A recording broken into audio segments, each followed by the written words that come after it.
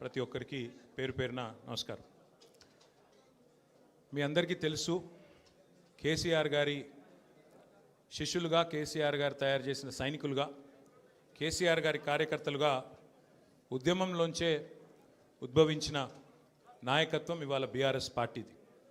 ఈ వేదిక మీద కూర్చున్న ప్రతి ఒక్కరూ, వెనకాల ఉన్న ప్రతి ఒక్కరు కూడా ఆనాడు రాష్ట్ర కేంద్ర ప్రభుత్వాలతో సుదీర్ఘంగా వారు ఎన్ని కేసులు పెట్టినా, ఎన్ని రకాలుగా భయపెట్టే ప్రయత్నం చేసినా భయపడకుండా, వెరవకుండా రాష్ట్రం కోసం పోరాటం చేసిన, రాజీ లేని పోరాటం చేసిన నాయకత్వం మా పార్టీది. రాష్ట్రం వచ్చింది, ఆ తర్వాత ప్రజలు ఆశీర్వదిస్తే మా పార్టీ అధికారంలోకి వచ్చింది, ప్రభుత్వం వచ్చింది.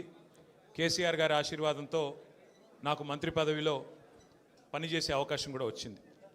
10 ఏళ్ళు కేసీఆర్ గారి నాయకత్వంలో అనుక్షణం తెలంగాణ రాష్ట్రం కోసం, తెలంగాణ రాష్ట్ర అభివృద్ధి కోసం వివిధ హోదాల్లో పరిశ్రమల శాఖ మంత్రిగా, టెక్నాలజీ రంగానికి మంత్రిగా, అట్లాగే మున్సిపల్ వ్యవహారాల మంత్రిగా అనుక్షణం ప్రజల కోసం పనిచేశాం తప్ప, రాష్ట్రం కోసం పనిచేశాం తప్ప ఎన్నడూ కూడా తప్పుడు పనులు, పొరపాటును కూడా చేయలేదు. మా కేసీఆర్ గారు ఎప్పుడో ఒకటి చెప్తూ ఉంటారు, రాజకీయం అనేది గేమ్ కాదు, మనకు సంబంధించినంత వరకు మనం తెచ్చిన ఈ రాష్ట్రంలో మనకు ఒక టాస్క్ అని. అంతే నిబద్ధతతో 10 ఏళ్ళు చాలా సిన్సియర్గా రాష్ట్రం కోసం పనిచేశాం. అన్ని రకాలుగా మా నియోజకవర్గాలను ఎట్లా బాగు చేయాలి, మా జిల్లాలు ఎట్లా బాగు చేయాలి, మన పల్లెలు ఎట్లా బాగుండాలి, ఏ టాస్క్ మాకు మా నాయకుడిస్తే, ప్రజలిస్తే దాని నిబద్ధతతో తెలంగాణని గొప్పగా తీర్చిదిద్దేదానికి తాపత్రయపడుతూ అందరం కూడా సమిష్టిగా పనిచేసినాం. మేమెన్నడూ టైంపాస్ కార్యక్రమాలు చేయలేదు. ప్రత్యర్థుల కుటుంబాలను రాజకీయాల్లోకి లాగి, ప్రత్యర్థుల పిల్లల మీద బురద జల్లి, ప్రతిపక్షాల మీద కేసులు పెట్టి, ప్రతిపక్షాలను మరి కావాలని హరాస్మెంట్ చేసి ఆ టైప్లో టైంపాస్ పని చేయలేదు. మా నాయకుడి గొప్పతనం ఏంటంటే ఇవ్వని వాగ్దానాలను కూడా నెరవేర్చిన నాయకుడు కేసీఆర్ గారు. మేనిఫెస్టోలో చెప్పని హామీలను, మేనిఫెస్టోలో ఇవ్వని వాగ్దానాలను కూడా నెరవేర్చిన నాయకుడు కేసీఆర్ గారు. ఒక రైతు బంధు అయితేనేమి, ఒక కళ్యాణ లక్ష్మి అయితేనేమి, ఒక కేసీఆర్ కిట్ అయితేనేమి, ఇట్లా చెప్పుకుంటూ పోతే 1, 2 కాదు, ఎన్నో కార్యక్రమాలు మేము మేనిఫెస్టోలో చెప్పలేదు. కానీ చెప్పకపోయినా ప్రజాహితం కోసం మరి 10 ఏళ్ల పాటు మేము పనిచేసాం. ఇవాళ బాధ అనిపిస్తున్నది, ఎంక్వైరీలతో కాదు, ఎంక్వైరీలకు భయపడేటోడు ఎవడు లేడు, బాధపడేటోడు ఎవడు లేడు. కానీ ఇవాళ ఇంత కష్టపడి మరి కేసీఆర్ గారి నాయకత్వంలో ప్రజలు సాధించుకున్న ఈ రాష్ట్రంలోని పరిపాలన పిచ్చోడి చేతిలో రాయిలాగా మారిపోయింది. పరిపాలన మీద దృష్టి లేదు, పరిపాలన చేత కాదు, ప్రజలకిచ్చిన హామీలు నెరవేర్చే సత్తా లేదు. అసమర్థుడి జీవనయాత్రలాగా ఈ 2 ఏళ్ళు ఏదో నెట్టుకుంటూ టైంపాస్ చేసుకుంటూ వచ్చినారు. ఒక్కొక్క రోజు ఒక్కొక్క డ్రామా. కొన్ని రోజులు కాళేశ్వరం పేరిట డ్రామా, కొన్ని రోజులు గొర్రెల స్కామ్ అని డ్రామా, కొన్ని రోజులు ఫార్ములా ఈ పేరిట డ్రామా, మరికొన్ని రోజులు ఫోన్ ట్యాపింగ్ అని చెప్పి డ్రామా. ఇవాళ ఒక బాధ ఎక్కడ అనిపిస్తుంది అంటే, చదువు, సంస్కారము, మర్యాద, హుందాతనం ఉన్న ఒక పార్టీ నాయకుడిగా నేను చేసే విజ్ఞప్తి, నేను చేసే ప్రార్థన ఏంటంటే, ఈ పుట్టిన మట్టి సాక్షిగా, అంతరాత్మ సాక్షిగా అక్రమ, అనైతిక పనులు నేనెన్నడూ కూడా చేయలేదు అనే మాట స్పష్టంగా చెప్తా ఉన్నాను. ఈ రెండేళ్లలో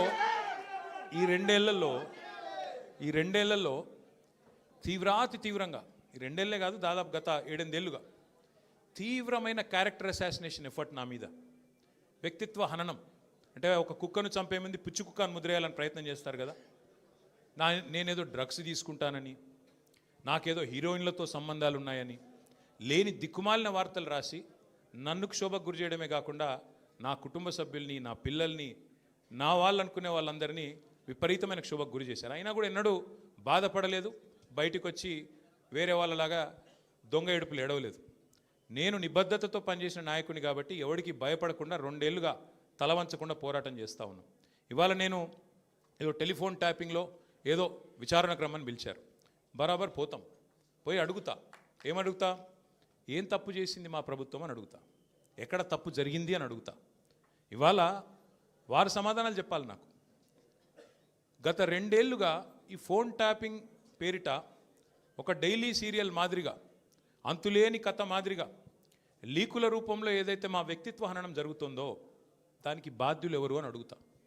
ఎవరో హీరోయిన్ల ఫోన్లు ట్యాప్ అయినాయని మీరే ఒక 2 నెలలు నడిపిస్తారు డ్రామా. పోలీసు వాళ్ళు, కాంగ్రెస్ పార్టీ వాళ్ళు మీరే లీకులు ఇస్తారు, మీరే రాయిస్తారు, మీరే మళ్ళీ మీదికి వెళ్ళి మా వ్యక్తిత్వ హననం చేసే ప్రయత్నం చేస్తారు. ఇక వీళ్ళని బెదిరించిందట, వాళ్ళని బెదిరించిందట అని మీరే రాపిస్తారు 2 నెలలు. మళ్ళీ 3వ నెలలో మీరే రాపిస్తారు. ఏ హీరోయిన్ల ఫోన్ ట్యాప్ కాలేదు, ఎవరిది కాలేదు, అంతా బోగస్, ఇన్ని రోజులు మేము చెప్పిందంతా తూచ్ అని చెప్పి మళ్ళీ మీరే రాయిస్తారు. మరి నా పరువుకి, నా ప్రతిష్టకు కలిగిన నష్టానికి ఎవడు బాధ్యుడు? రేవంత్ రెడ్డి బాధ్యుడా? ఈ లీకులు ఇచ్చిన పోలీసు వాళ్ళు బాధ్యులా? రాసిన మీడియా వాళ్ళు బాధ్యులా? నేను అడుగుతా. అట్లా ఇంకో మాట కూడా నేను అడుగుతా. ఈరోజు ఇవాళ మీరు ఏ అధికారి అయినా, ఈ రాష్ట్రంలో పోలీస్ అధికారి ఈరోజు రాష్ట్రంలో ఫోన్లు ట్యాప్ జరగడం లేదు అని చెప్తాడా? ముందుకొచ్చి మీ కెమెరా ముందుకొచ్చి చెప్పే ఒక్క పోలీసోడు ఉన్నాడా? డీజీపీ శివధర్ రెడ్డి ముందుకు వస్తాడా? ఐజీ ఇంటెలిజెన్స్ ముందుకు వస్తాడా? కమిషనర్ సజ్జరాన్ ముందుకు వస్తాడా? వాళ్ళకి తెలుసు పోలీసు వాళ్ళకు. భారతదేశంలో స్వాతంత్రం వచ్చిన తర్వాత ఆనాటి నుంచి ఈనాటి వరకు, నెహ్రూ గారి టైం నుంచి ఈరోజు మోడీ గారి టైం దాకా గూఢాచారి వ్యవస్థలు ఎప్పటికప్పుడు పనిచేస్తూనే ఉంటాయి. గూఢాచారి వ్యవస్థ ఎందుకు పనిచేస్తుంది? పోలీస్ నిఘా వ్యవస్థ ఎందుకు పనిచేస్తుంది? ఎవరన్నా ప్రభుత్వాలను అస్థిరపరిచే కుట్ర చేసినా, దేశంలో శాంతి భద్రతల సమస్య తలెత్తే విధంగా వ్యవహారం చేసినా, లా అండ్ ఆర్డర్ ఇష్యూ వచ్చే విధంగా ఏమైనా అపభ్రష్టపు పనులు చేసినా వాటిని నిరోధించడానికి డెఫినెట్గా పోలీస్ వ్యవస్థ తన పని తాను చేసుకుంటూ పోతుంది. 2015లో మన తెలంగాణ రాష్ట్రం ఏర్పడ్డ తొలినాళ్లలో మా ఎమ్మెల్యే గారిని ఒకరిని కొనడానికి ఒక దొంగ 50 లక్షల రూపాయల బ్యాగ్తో వచ్చి దొరికిండు. దొరికిన తర్వాత ఆ దొంగ మీద ఏమైనా నిఘా పెట్టినరేమో పోలీసులు. మాకేం తెలుసు? మాకేం సంబంధం? పోలీసులు దొంగలు, వాళ్ళకు సంబంధం ఉంటుంది. మాకేం సంబంధం మధ్యలో రాజకీయ నాయకత్వానికి? ఇవాళ వాస్తవం ఏంది? 2015లో ఏ దొంగనైతే దొరికిండో 50 లక్షల రూపాయలతో అడ్డంగా రాష్ట్రం మొత్తం చూస్తుండగా ఆ దొంగ ముఖ్యమంత్రి అయి కూర్చున్నాడు. ఆ దొంగకి ఏమనిపిస్తున్నది? మిగతా వాళ్ళు కూడా నా లెక్కనే రాజకీయ నాయకులందరూ దొంగ పనులు చేస్తారు, మిగతా వాళ్ళు కూడా నాలాగనే బురద అంటియాలి, వాళ్ళను బదనాం చేయాలి. అందుకే ఏం చేస్తున్నాడు? విచారణ పేరిట ఆదేశాలు జారీ చేస్తూ ఉన్నాడు. ఒక 3 రోజుల కిందట హరీష్ రావు గారు ఒక ప్రెస్ మీట్ పెట్టినారు తెలంగాణ భవన్లో. ఏమని మాట్లాడినారు? సింగరేణి కాలరీస్ ఏదైతే ఉన్నదో అక్కడ 1000 కోట్ల బొగ్గు కుంభకోణం జరిగింది. దానిలో ప్రధాన ముద్దాయి రేవంత్ రెడ్డి గారి బావమరిది సృజన్ రెడ్డి. ఆయన కింగ్ పిన్గా ఉంటూ ఈ అక్కరలేని సైట్ విజిట్ సర్టిఫికేషన్ భారతదేశంలో ఎక్కడ ఏ కోల్డ్ ఫీల్డ్లో లేదు. అదొక కండిషన్ పెట్టి, ఒక నిబంధన పెట్టి కాంట్రాక్టర్లను రింగు చేసి బెదిరించి ఫోన్ ద్వారా నేరుగా మాట్లాడి, నేను ముఖ్యమంత్రి బావమరిదిని మాట్లాడుతున్నా, మీరు టెండర్ వేయొద్దు, మీరు వేస్తా అని చెప్తే నేను సర్టిఫికెట్ ఇయనియా సింగరేణి నుంచి అని బెదిరిస్తున్నాడు. బెదిరించి ఈ మొత్తం స్కామ్ చేసింది రేవంత్ రెడ్డి గారి బావమరిది అని హరీష్ రావు గారు ఆధారాలతో సహా, ఎట్లా మా గవర్నమెంట్లో మైనస్ టెండర్లు పోతుండే, ఎట్లా కాంగ్రెస్ రాగానే ఈ నిబంధన పెట్టడం వల్ల +22% +14% టెండర్లు ఎట్లా పోతున్నాయి, ప్రజాధనం ఎట్లా కొల్లగొడుతున్నారు, సింగరేణితో ముఖ్యమంత్రి గారు ఎట్లా ఫుట్బాల్ ఆడుతున్నారు, సింగరేణి సంస్థని తన కామధేనువుగా ఎట్లా మార్చుకున్నారు, ఇవన్నీ వివరంగా చెప్పినారు. ఉదయం చెప్పంగానే సాయంత్రం వరకు మేము ఎదురు చూస్తూ ఉన్నాం. ఎవరన్నా ఒక మంత్రి, ఎవరన్నా ఒక బాధ్యుడు స్పందిస్తాడేమో. పోనీ కేంద్ర బొగ్గు శాఖ మంత్రి మన రాష్ట్రం నుంచే ఉన్నాడు కిషన్ రెడ్డి గారు. వారి ప్రభుత్వానికి కూడా సింగరేణిలో 49% వాటా ఉంది. కనీసం ఆయనన్నా, మరి కేంద్ర బొగ్గు మంత్రి కాబట్టి ఆయనన్నా స్పందిస్తాడేమో, ఈ దొంగలను పట్టుకుంటాడేమో. మోడీ గారు ఊకుకంటుంటారు కాంగ్రెస్ అంటేనే స్కామ్ గ్రేస్ అని. మరి మోడీ గారి ప్రభుత్వం ఏమైనా స్పందిస్తుందేమో అని చూసినాం. కానీ సాయంత్రం వరకు ఏం చేస్తారు? హరీష్ రావు గారికి సిట్ నోటీస్. అది అయిపోయింది. అదో డ్రామా ఒక రోజంతా నడిపినరు. హరీష్ రావు గారు లోపల పోయినరు, ఉల్టా క్వశ్చన్లు వాళ్ళనే అడిగిండు, వాళ్ళకి ఏం చెప్పాలన్నా తెలియలేదు, నీళ్ళు నమ్మలేరు, అయిపోయింది. ఇప్పుడు మళ్ళా ఇక డైలీ సీరియల్, అదే సీరియల్ ఉంటుంది కార్తీక దీపం అని, అది మనసు మమత, ఆ టైప్లో మళ్ళీ ఈరోజు నాకు, రేపు ఎల్లుండి ఇంకొకరికి. ఇది ఒక టైంపాస్ ప్రోగ్రామ్ తప్ప ఇలా అయ్యేది ఏమీ లేదు, వచ్చేది ఏమీ లేదు. మా సోదరులు వాలంటరీ రిటైర్మెంట్ తీసుకున్న additional director general of police RS Praveen గారు మిగతా విషయాలు మీకు అన్నీ చెప్తారు, నేను ఎక్కువ చెప్పా. ఎందుకంటే వారు ఇటున్నారు, వారు అన్ని విషయాలు వారు వివరంగా చెప్తారు. ఎందుకంటే వారు గతంలో ఐపీఎస్ ఆఫీసర్గా పనిచేసినారు, వారి తర్వాత ప్రెస్ మీట్ పెట్టి అన్నీ చెప్తారు. కానీ ఒకటి మాత్రం వాస్తవం, ఇవాళ రేవంత్ రెడ్డి గారు ఆయన దొంగ కాబట్టి, అడ్డంగా దొరికిన దొంగ కాబట్టి, ఇంకా దొంగ పనులు చేస్తూనే ఉన్నాడు కాబట్టి, అదేదో సినిమాలో బ్రహ్మానందం గారు దొంగ ఉంటాడు, ఉరికురికి దొరికిపోతుంటాడు. అట్లాగే ఈయన కూడా, ఈయన స్పెషాలిటీ ఏంటంటే ఉరికి దొరికిపోతాడు. ఉత్తగానే సింగరేణిలో దొరుకుతాడు, మూసీలో దొరుకుతాడు, హైడ్రాలో దొరుకుతాడు, ఎక్కడ పడితే అక్కడ దొరికిపోతాడు. హిల్ట్ కుంభకోణంలో దొరుకుతాడు, లగచర్లలో దొరికిపోతాడు. ఫాస్ట్గా దొరికిపోవడం రేవంత్ రెడ్డి గారి స్పెషాలిటీ. ఇంకా విచిత్రం ఏంటంటే ఇవాళ ఒక దొంగ లేడు ఈ రాష్ట్రంలో, దండుపాలెం ముఠా ఉంది ఈరోజు. క్యాబినెట్ ఎవరిది వాళ్ళు అందిన కాడికి దోచుకోనే స్కీమ్లో భాగంగా ఈరోజు వాళ్ళు దోచుకుంటా ఉన్నారు. ఆ దోపిడీని మేము బయట పెడుతుంటే వాళ్ళకి ఎక్కడ లేని మంట వస్తున్నది మా మీద. మాకేం ఫరక్ పడది. మీకు తెలియదు కానీ మీడియా వాళ్ళు మీరు కూడా మాకు తెలియకుండానే సాయం చేస్తున్నారు. మీరేమనుకుంటున్నారంటే ముఖ్యమంత్రి చెప్పిండు మేము ఇట్లా ఒక కేసు నోటీసులు వచ్చినాయి, మరి వీళ్ళని ఏదో విచారిస్తున్నారు అని చెప్పి లోపల పోగానే మేము పోగానే ప్లేట్ బ్రేకింగ్లు పెట్టి కుచ్చి అడుగుతుండ్రు అని మీరు పెడతారు. మాకేం బాధ లేదు, ఎందుకంటే 100 కోట్ల పబ్లిసిటీ మీరు ఫ్రీగా మాకు ఇస్తున్నారు. మాకేం బాధ లేదు. తప్పు చేసినోడు భయపడతాడు, తప్పు చేయనోళ్ళు ఎవరికి భయపడాడు. రేవంత్ రెడ్డి కాదు, వాని జేజమ్మకు కూడా భయపడే సమస్య లేదు. ముమ్మాటికి ఒకటి మాత్రం పక్కా, ఈ కేసు ఇంతటితో మేము వదిలిపెట్టాం. నా క్యారెక్టర్ అసాసినేషన్కి బాధ్యులైన రేవంత్ రెడ్డిని ఆయన తొత్తులుగా పనిచేస్తున్న పోలీసులు కొంతమంది, అందరినీ కాదు, కొంతమంది పోలీసులు ఎవరైతే ఉన్నారో ఆయన తొత్తులుగా, ఆయన అడుగులకు మడుగులతో పనిచేస్తున్నారో వాళ్ళని నేను కూడా వదిలిపెట్టను. ఎందుకు వదిలిపెట్టను? ఎందుకంటే నా వ్యక్తిత్వం హననం చేస్తూ ఉన్నారు.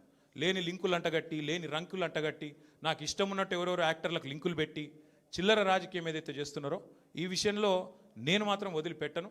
మీరేదో ఇవాళ ముఖ్యమంత్రి హార్వర్డ్కి పోయిండు, ఆడ వచ్చిరాని ఇంగ్లీష్లో ఏం నేర్చుకుంటుండో ఏం తెచ్చిండో కానీ ఆయన వచ్చే వరకు టైంపాస్ చేద్దాము అని చెప్పి మీరు డ్రామా చేస్తున్నారు. మాకు తెలుసు, ధారావాహికలాగా నడుపుతూ ఉన్నారు. మాకేం ఇబ్బంది లేదు. మీరు ఎన్నిసార్లు పిలిచినా వస్తాం, ఎందుకంటే చట్టాన్ని గౌరవించే పౌరులం. తప్పకుండా వస్తాం. మేము తప్పు చేయలేదన్న మాటనే చెప్తాము. మీరు ఎన్ని రకాల డైవర్షన్ గేమ్లు ఆడినా మేము మాత్రం అర్జునుడి కన్ను ఎట్లయితే ఆనాడు తన గురి మీదనే ఉండనో అట్లే మా గురి మొత్తం కూడా ఈ ప్రభుత్వ అసమర్థత మీద, మీ అవినీతి మీద, మీరు ప్రజలకిచ్చి ఎగ్గొడుతున్న హామీల మీద, యనుమల రేవంత్ రెడ్డి ఎగవేతల రేవంత్ రెడ్డికి ఎట్లా మారిపోయిండో అన్న దాని మీద 420 హామీలు ఇచ్చి ఇప్పటివరకు 4 హామీలు కూడా నెరవేర్చకుండా ఎట్లా ఈ లుచ్చా పనులు చేస్తున్నాడో వీటిని ఎండగడుతూనే ఉంటాం. 100% వదిలిపెట్టకుండా ప్రాణం పోయేదాకా పోరాడుతూనే ఉంటాం. ఎవరికి భయపడకుండా, ఎవరికి తలవంచకుండా నిఖార్సైన తెలంగాణ బిడ్డలుగా, కేసీఆర్ గారి సైనికులుగా, కేసీఆర్ గారిని తిరిగి ముఖ్యమంత్రి చేసేదాకా మేమందరం కలిసికట్టుగా పనిచేస్తూ ఉంటామని చెప్పి తెలియజేస్తూ మీ అందరికీ కూడా సంఘీభావం చెప్పడానికి వచ్చిన ప్రతి ఒక్కరికి మళ్ళొకసారి ధన్యవాదాలు తెలియజేస్తూ, మిగతా విషయాలు వాళ్ళు నన్నేం అడిగినరు, నేను వాళ్ళనేం అడిగినా అవన్నీ సాయంత్రం మిగతా విషయాలు మాట్లాడుకుందాం. Thank you.